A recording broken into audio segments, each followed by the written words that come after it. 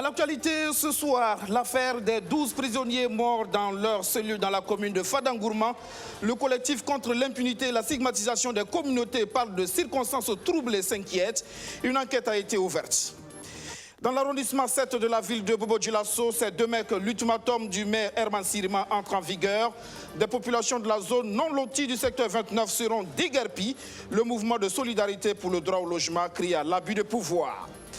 Le ministre des Transports va au constat. Tout 10 jours après la reprise du transport de passagers, les mesures barrières contre la Covid-19 semblent s'installer dans les habitudes.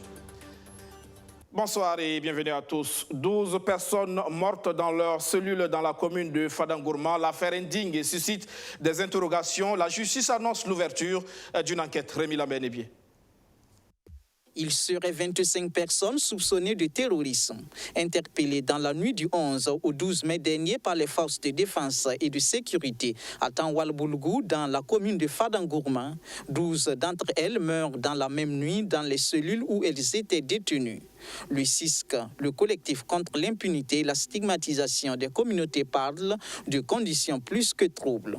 Le CISC, qui dit avoir recueilli et recoupé des témoignages, pense qu'il pourrait s'agir d'autres circonstances, torture et exécution.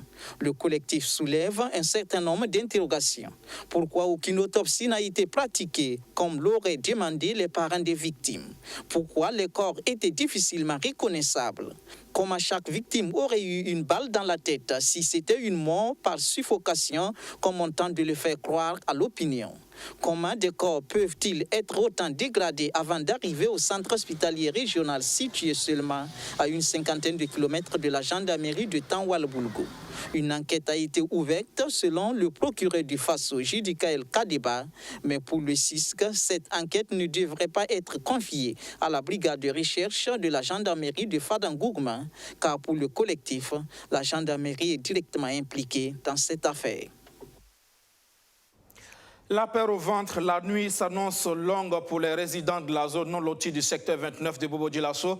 Le maire de l'arrondissement 7 de la ville va déguerpir ces populations. Demain, le mouvement de solidarité pour le droit au logement crie à l'abus de pouvoir. Roméo Koïta. La crise du foncier de l'arrondissement 7 de Bobo-Dioulasso n'a pas fini de livrer ses secrets. Alors que le maire est plus que jamais déterminé à déguerpir les résidents des lieux, ces derniers se sont tournés vers les associations de défense des droits au logement pour porter leur cause. Le mouvement de solidarité pour le droit au logement, MSP Drôle, qui prétend suivre la crise depuis le début, n'a pas tardé à monter au créneau pour dénoncer le projet de déguerpissement entrepris par le maire. Selon cette association, l'action de la municipalité n'est qu'un abus de pouvoir. En ce qui concerne le déguerpissement là, c'est de la force purement et simple que le maire est en train de faire à ces gens-là. Puisque la terre n'appartient pas à la commune. La terre appartient aux propriétaires terriens. À en croire le MSP Drôle, ces populations ne seraient donc pas dans l'illégalité, car les parcelles leur ont été vendues par les propriétaires terriens.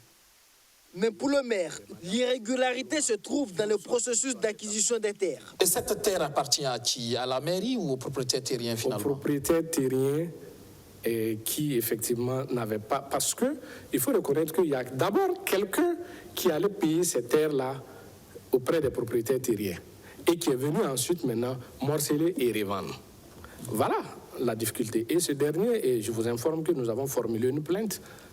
C'est en principe demain 15 mai le délai de rigueur de l'ultimatum du maire aux populations pour libérer les lieux.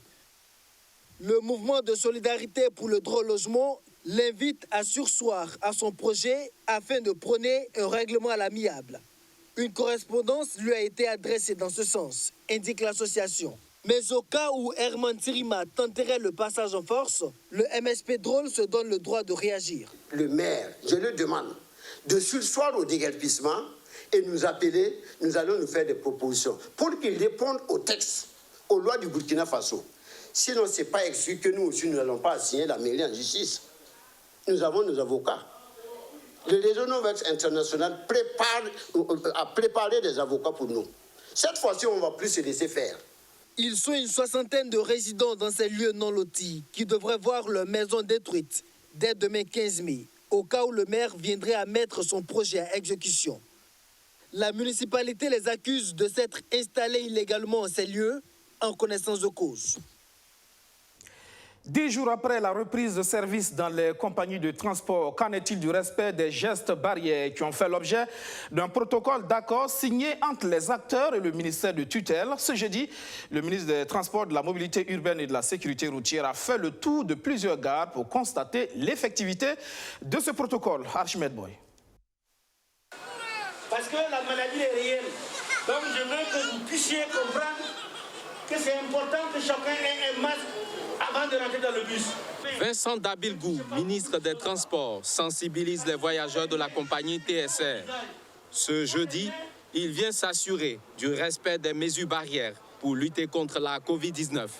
Si nous devons prendre un passager, que ce soit au niveau des taxis, que ce soit au niveau du transport interurbain, ce passager-là doit avoir un masque ou un cache-nez. Le deuxième point de notre accord, c'est que nous avons dit que nous allons faire la distanciation physique dans les bus et dans le taxi.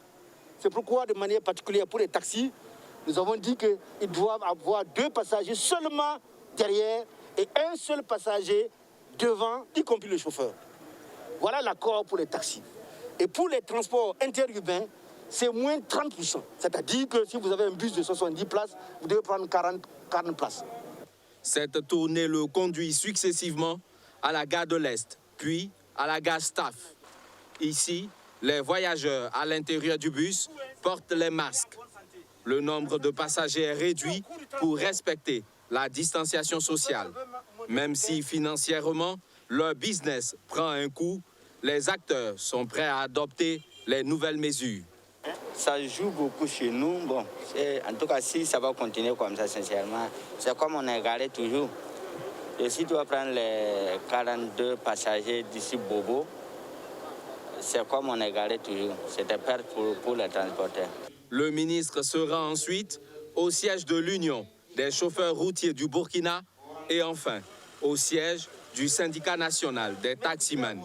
Toutes ces organisations s'engagent au respect strict du protocole d'accord signé entre elles et leur ministère de tutelle dans ce contexte de coronavirus. Donc je vous assure que ça serait respecté. Concernant la polémique des prix, le ministre a dit tout de suite le prix n'a pas changé, le prix le reste tel, le prix du taxi reste à 300 francs la course.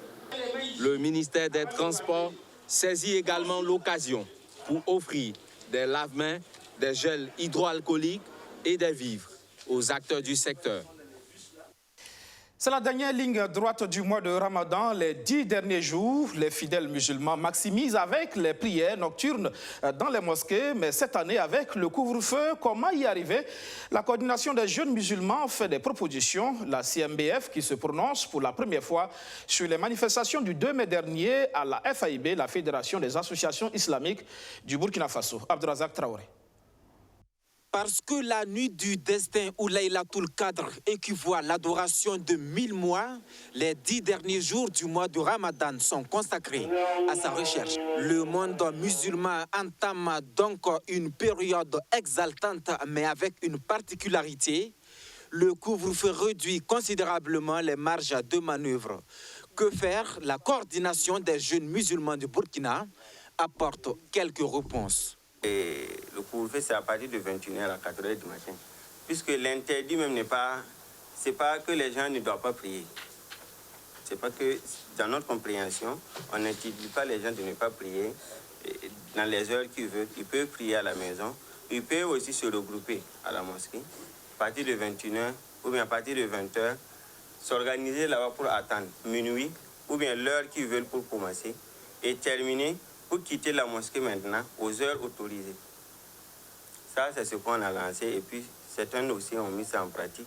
Il y a aussi ce discours du porte-parole du gouvernement qui hérite la coordination. Rémi Fulgence d'Anjounou répondait hier aux questions de journalistes sur le non-respect des mesures barrières dans certains lieux de rassemblement comme les mosquées. Le ministre de la Communication a mis les faits hier des associations islamiques face à leurs responsabilités en cas de propagation du virus dans ce lieu de prière. Des propos qui choquent ces jeunes musulmans. Il pouvait dire, si les lieux de culte là-bas on comprend. Mais s'ils ciblent maintenant les mosquées, on ne voit pas. La maladie n'a pas débuté dans les mosquées. Pourquoi c'est dans les mosquées que ça va devenir un lieu de propagation? Ces propos et puis ces manières de dire qui n'apaisent pas le climat au regard du contexte actuel que nous vivons avec la pandémie du Covid-19. Qu'on ne doit pas faire ce genre de propos. C'est pour ça que la jeunesse musulmane interpelle le gouvernement à prendre au sérieux les questions de la cohésion sociale. Nous sommes dans un pays que, depuis lors, on respecte les limites. Le gouvernement a interpellé, mais aussi félicité, tout comme la FAIB, pour leur diligence dans la réouverture des mosquées. Un rappel, ce sont eux qui ont appelé à la mobilisation au siège de la Fédération des associations islamiques du Burkina le 2 mai dernier. Une manifestation qui avait choqué plus d'un, car jugée violente et non islamique. Ce 14 mai, ces responsables refusent de parler de manifestation et tablent plutôt sur une visite d'interpellation qui a porté ses fruits, car quelques heures après, la réouverture des lieux de culte a été autorisée. Et à la suite des jeunes musulmans du Burkina qui s'insurgent contre les propos du ministre de la Communication, c'est la FAIB, la Fédération des associations islamiques du Burkina, qui dénonce. La FAIB juge stigmatisant les propos du ministre porte-parole du gouvernement. Les cas déclarés de Covid-19 proviennent de tous les milieux et nous, responsables religions, donnons le meilleur de nous-mêmes pour bâtir solidement chaque jour les fondements de vivre ensemble dans notre pays.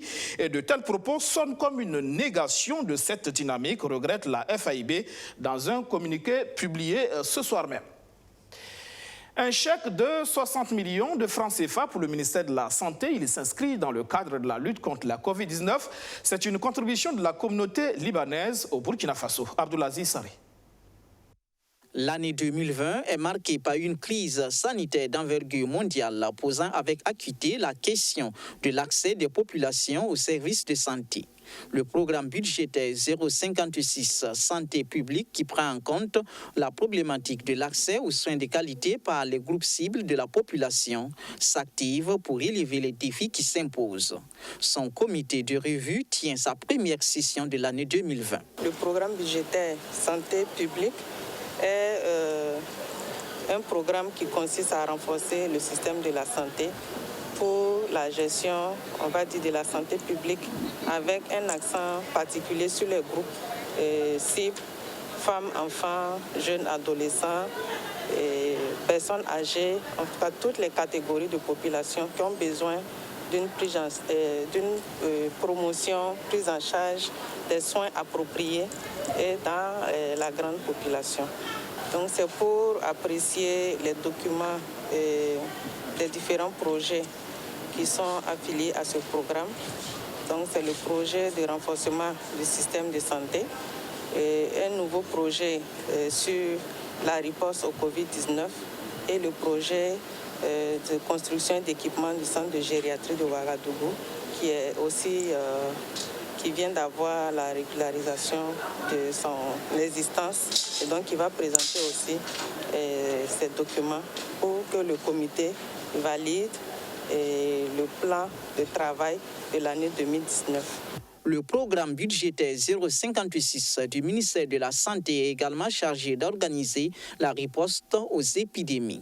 Face à la pandémie de la Covid-19, le programme a intégré un projet de riposte dont les activités à mener vont aussi être examinées lors de cette session. Il s'agit de présenter un certain nombre d'activités dédiées spécifiquement à la lutte contre le coronavirus, le projet de construction et d'équipement du centre de gériatrie de Ouagadougou à point nommé. Il est en construction pour s'occuper de la santé des personnes âgées. Et vous avez dû voir dans les chiffres de morbidité du corona que les personnes âgées étaient beaucoup affectées au niveau mondial comme au niveau du Burkina Faso par le coronavirus, notamment en termes de mortalité. Et donc, le centre tombe à point nommé. Ces différents projets du programme budgétaire 056 du ministère de la Santé ont pour partenaire financier la Banque mondiale qui assiste à cette revue par vidéoconférence. C'était plutôt là la première session de l'année du programme budgétaire 056 qui veut dérouler ses activités de l'année 2020. Un programme qui inclut entre autres l'accès des populations cibles aux services de santé et les actions de riposte aux épidémies. Revenons maintenant à ce chèque de 60 millions de francs CFA pour le ministère de la Santé. Il s'inscrit dans le cadre de la lutte contre la Covid-19. C'est une contribution de la communauté libanaise au Burkina Faso. Abdoulaziz Sari. La communauté libanaise vivant au Burkina Faso apporte son soutien au gouvernement dans la lutte contre la Covid-19. Elle offre un chèque de 60 millions de francs CFA au ministère de la Santé. Cette somme, les donateurs souhaitent qu'elle serve à la prise en charge sanitaire de tous les citoyens sans distinction sociale. Eh bien, le don de ce matin, je trouve que c'est tout à fait normal. La communauté libanaise faisant partie de la population du Burkina a cru bon, comme d'habitude, venir faire le don pour soutenir le gouvernement dans son effort contre la lutte contre le coronavirus que vous connaissez. Et donc la communauté libanaise ne pouvait pas rester en dehors de cet effort-là. Et nous sommes venus également faire ce don pour cela. Je pense que toutes les communautés du Burkina Faso sont unanimes à venir soutenir l'effort du gouvernement, sachant bien que le gouvernement a des moyens limités et ils le feront sans doute. Je pense qu'ils le feront, chacun en ce qui le concerne, selon ses moyens. Ce n'est pas la première fois que la communauté libanaise apporte son soutien au Burkina Faso. Elle a déjà offert divers équipements aux hôpitaux et à d'autres entités ayant exprimé le besoin. La communauté camerounaise au Burkina Faso, elle a choisi de réhabiliter le centre de santé sociale de Zengedessé dans la commune de Komsilga. Ce n'est pas une première pour l'association Kamfaso. Abdoulaziz Sari. Ces bâtiments du CSPS de Zengedessé dans la commune de Komsilga datent de 2007. Il y a quelque temps, il était dans un mauvais état. Plafond, peinture, murs, tout était délabré. Aujourd'hui, la formation sanitaire présente un nouveau visage grâce à Kamfaso, l'association des ressortissants camerounais au Burkina Faso, qui l'a totalement réhabilité au grand bonheur des populations et du personnel soignant. Et ce n'était pas facile puisque le bâtiment était un peu dégradé et ça permet, il y avait les eaux de ruissellement de pluie qui jointaient et maintenant nous sommes dans des conditions adéquates pour pouvoir donner de bonnes prestations grâce à Kamfaso. Kamfaso ne s'est pas seulement contenté de la réhabilitation du centre de santé de promotion sociale de Zengedessé. Elle l'a également doté en matériel médico-technique et en consommables médicaux. Les ressortissants camerounais entendent ainsi donner au Burkina Faso ce qu'ils ont reçu de lui. Nous sommes des Camerounais qui sommes venus ici pour travailler et nous nous sommes aperçus que nous sommes bien implantés dans la société. Nous avons des membres qui sont médecins, nous avons des membres qui sont employés, travailleurs dans toutes les industries.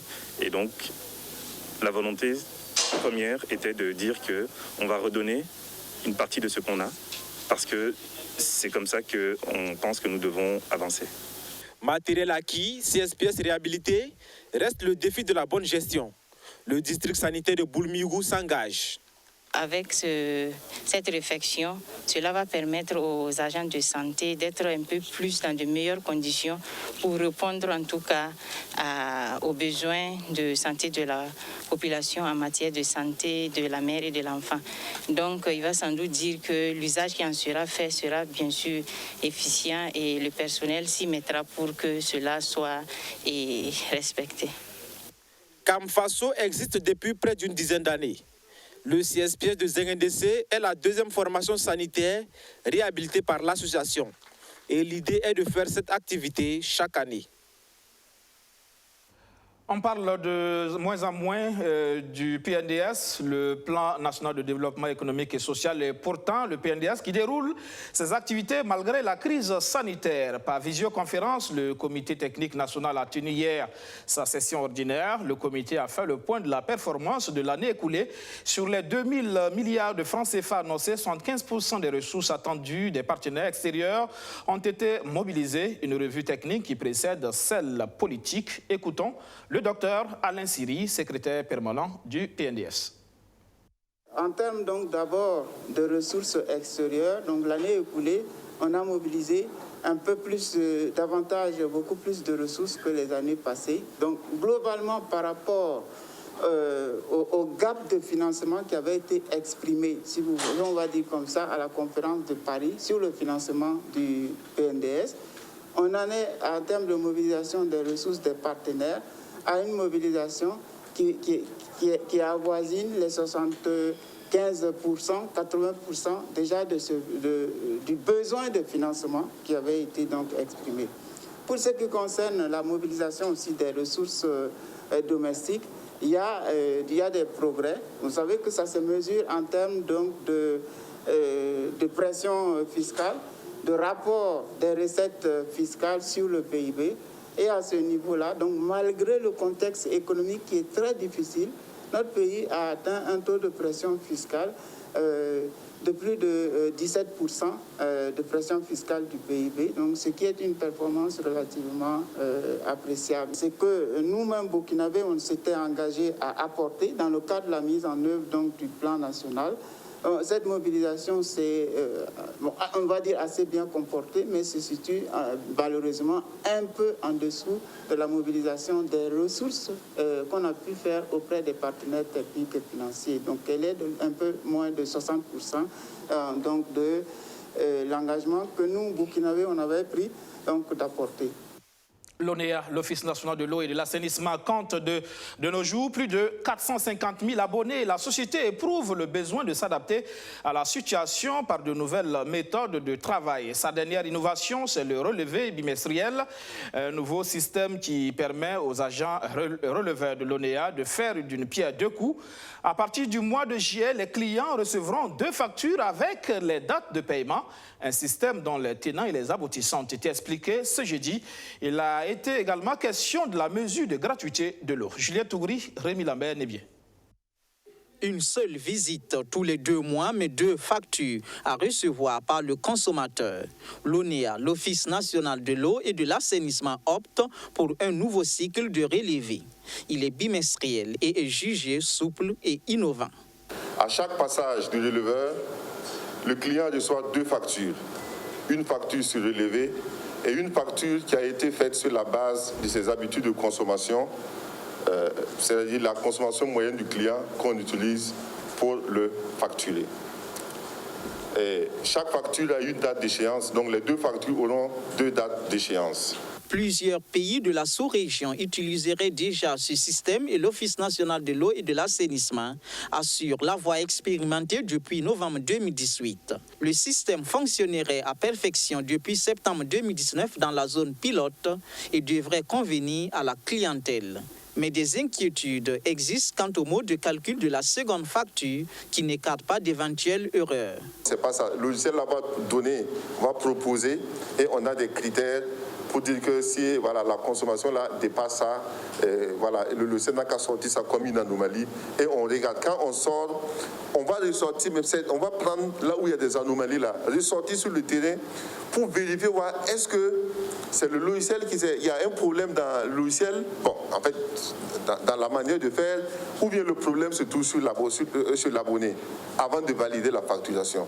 Donc on va se donner suffisamment de temps pour les analyser, les corriger avant de venir le mettre. Pas question de léser les consommateurs, il n'y a aucune intention derrière ça, c'est juste pour rendre le système flexible. L'implémentation de ce nouveau système de relevé devra débuter au mois de juillet. Mais en attendant, l'ONEA se doit de réussir la mesure de gratuité de l'eau de 3 mois pour la tranche sociale décrétée par le président du FASO. La nationale de l'eau dit rencontrer quelques difficultés avec certains fontainiers qui ne respectent pas la mesure. 8 ont été épinglés et la gestion de 3 fontaines serait en phase de retrait. Une tendance au gaspillage de l'eau par les consommateurs serait également constatée. Mais quand vous consommez en mai, vous allez recevoir la facture en juillet. Donc juillet ne fait pas partie de la gratuité. Qu'est-ce qu'on fait? En ce moment, c'est vous qui allez supporter. Mais si vous avez en tête que c'est gratuit, faites des abus, bon, vous allez vous retrouver en juin. Non seulement nous, on va remettre les pénalités, sauf bien sûr décision contraire, et en plus, si la consommation est élevée, vous allez payer. C'est ça le problème du décalage, la question du décalage. Les coupures d'eau sont fréquentes dans certains quartiers en cette période de gratuité. Mais l'ONEA rassure, elles ne sont pas provoquées. Elles sont plutôt dues à des travaux dans certaines zones et aussi à la forte pression qu'occasionne la mesure de gratuité. Après le Boulgou et le Zunwego, nos équipes ont mis le cap sur le Namentenga pour constater l'effectivité de la reprise de l'enrôlement biométrique des électeurs. À Boulsa, l'affluence est au rendez-vous depuis le début de la reprise. L'éternelle question de l'énergie et l'expiration de certaines cartes nationales d'identité burkinabè demeurent les soucis qui ralentissent la dynamique des opérateurs de kits. Abdourazak Traoré. Boulsa. Dans le Namentenga, visiblement, l'enjeu de l'enrôlement biométrique des électeurs est bien cerné par les citoyens que nous avons rencontrés ce 13 mai. Bien sûr, parce que si on va sur la base que pouvoir voter et établir sa carte d'électeur, c'est remplir son devoir civique, je pense que c'est normal que tout le monde se montre citoyen et bon citoyen et pouvoir... Voilà, voter, il n'y a rien de tel. Lettrés ou illettrés, ils prennent d'assaut les bureaux d'enrôlement depuis la reprise des activités. À l'école Boulsa C du secteur 1, les opérateurs de kits préfèrent même la position debout pour être plus efficaces, ce qui permet de céder leur place aux usagers. Ici, on enrôle en moyenne une cinquantaine d'habitants par jour. C'est pratiquement le même constat au secteur 5, à l'école S ou encore à l'école C. Minimum 40 par jour. Sinon, il y a des jours, on fait 60 et quelques, 50 et quelques, 30 et quelques. En tout cas, la moyenne, on peut dire c'est 50. L'affluence au rendez-vous, certes, mais ils ne sont pas tous éligibles. Nombreux sont ceux qui détiennent encore des cartes nationales d'identité burkinabè expirées. L'information qui n'est pas bien passée à la population et dernier souci, bon, c'est les cartes d'identité qui sont expirées. Il y a beaucoup qui viennent, ils ont les cartes d'identité déjà expirées, donc c'est ça aussi le souci, comme on est au village. Voilà. En plus de cette difficulté, la sempiternelle question d'énergie a encore été évoquée par les opérateurs de kits. Du côté de la CEPI, la commission électorale provinciale indépendante du Namentenga, on ne dramatise pas la situation. Tout se déroule bien, malgré tout. Tout démarrage est difficile, certainement. Au début, on avait des difficultés. Bon, d'ordre matériel, certaines machines étaient un peu défaillantes, mais tout est rentré dans l'ordre. Voilà. Dans la province, il y a des bureaux d'enrôlement où les opérateurs se tournent encore les pouces. La mobilisation n'est pas des grands jours. Alors, le président de la CEPI appelle les populations qui hésitent encore à se faire enrôler. Dans cette zone, l'opération se poursuit jusqu'au dimanche prochain. Fin de cette édition. Merci de l'avoir suivi. Agréable soirée sur BF1. Bonsoir.